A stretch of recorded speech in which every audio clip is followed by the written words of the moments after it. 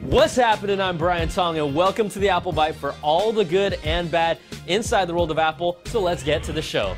Now, there are plenty of you Verizon customers that have been salivating over the prospects of the iPhone arriving this year, but that may not happen after all.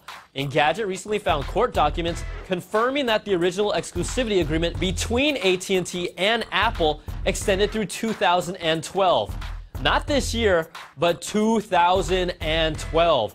These type of contracts can be revisited and are renegotiated all the time, but the latest iPad deal that offers the lowest data plan price from any carrier in the US for a standalone device might be a signal that the exclusive deal will still be in place or at least extended through this year. Now, I'm not trying to rain on your parade, Verizon iPhone fans. I'm really not, but this just isn't good news. And if you want to look on the bright side, there's an unsubstantiated rumor by CrunchGear that a company called Lander Associates, who has worked with Verizon for its branding, is currently working on an ad campaign for the launch of the Verizon iPhone. So maybe it's coming after all. Now, the internet was set on fire with the recent iPhone 4th generation leak, but it looks like there's another model in the wild. A video featuring a lot of groping by website 10HTE shows us it's the real deal. It has a working screen with a diagnostic tool running. There are no screws at the bottom and a 16 gig capacity printed on the backside. Then everyone's favorite website, TauVietVN, gave it their full body cavity search examination with pictures that allowed iFixit to match serial numbers and confirm it's using an A4 processor and 256 megs of RAM like the current iPhone 3GS and iPad. Now, Apple put the hammer down over the last iPhone 4G leak, so what's going to happen with these guys? Well, maybe they could work things out over a warm bowl of pho. Man, that sounds so good right now. All right, here's an email that I get from time to time. Jake Less asks, is it possible to authorize an app for another person if the app is not on my computer? It's a helpful tip that we've shown on this show before, and I know you'll actually use it, so check this out.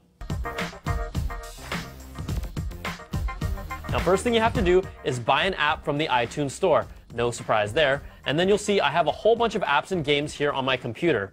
But what if a friend or family member sees a game like Rolando and says, man, I wish I had that app. Just like a music track, you can drag and drop the app from iTunes and copy it onto your desktop. It will be a file with the extension IPA. Now send that specific app to the person who wants to use it on their iPhone or iPod. If it's small enough, you can email it or put it on a flash drive and copy it onto their computer's desktop. Now when they have the file, they can either drag it into iTunes and it will copy the app, or double-clicking the file should do the same thing. It should now show up as one of their apps in the iTunes collection. Next up, go to the menu bar in iTunes to Store and select Authorized Computer. The person who gave you the app will need to enter in their iTunes username and password, and this will give your computer the ability to use media that they bought from the iTunes Store. Once their computer is authorized, sync up their iPhone or iPod Touch to iTunes, and the new app or game will show up on their device, and if it's a game, you can bet they'll be playing it. Dude, this is pretty cool, man. I told you this is a cool app. I like it. Hey, do you want to go catch a flick or something? Oh, man, I'm really busy, man. But, thanks for the app, though. What?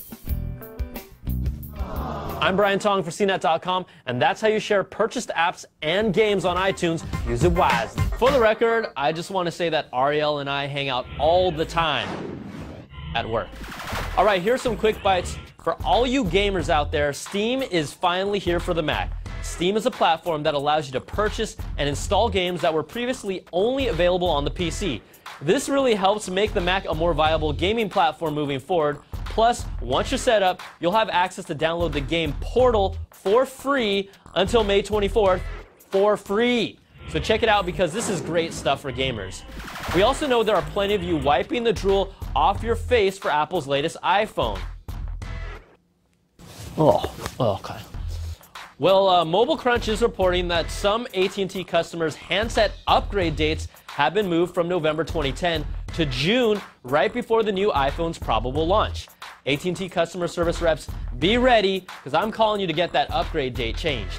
And iPad users have been complaining about Wi-Fi iPad issues you guys have to worry no more. Apple says a software fix is on the way. And at the moment, they've offered several solutions, including adjusting the display brightness. I haven't had a problem with mine, but an update is coming soon. All right, that's going to do it for this week's show. Send me your emails to theapplebyte@cnet.com. I'm Brian Tong. Thanks for watching. We'll catch you guys next time for another Bite of the Apple.